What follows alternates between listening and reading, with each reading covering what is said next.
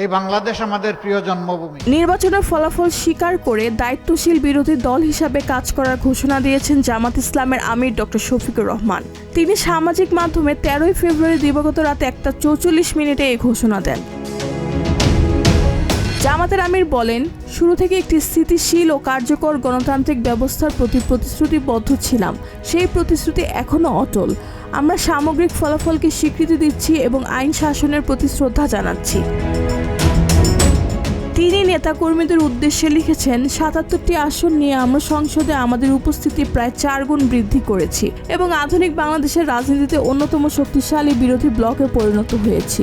আপনারা যে প্রচেষ্টা করেছেন তা বৃথা যায়নি। জামাতের আমির বলেন, আমাদের আন্দোলন কখনোই কেবল একটি নির্বাচনের জন্য ছিল না। এটি গণতান্ত্রিক সংস্কৃতিকে শক্তিশালী করা, নাগরিক অধিকার রক্ষা এবং ন্যায় বিচারপূর্ণ ও জবাবদিহিমূলক রাষ্ট্র গড়ে তোলার জন্য। তিনি আরও বলেন, আমরা নীতিবান, দায়িত্বশীল ও শান্তিপূর্ণ বিরোধী দল হিসাবে দায়িত্ব পালন করব। একই সঙ্গে সরকারের জবাবদিহি নিশ্চিত করে জাতীয় অগ্রগতি গঠনমূলক অবদান রাখব।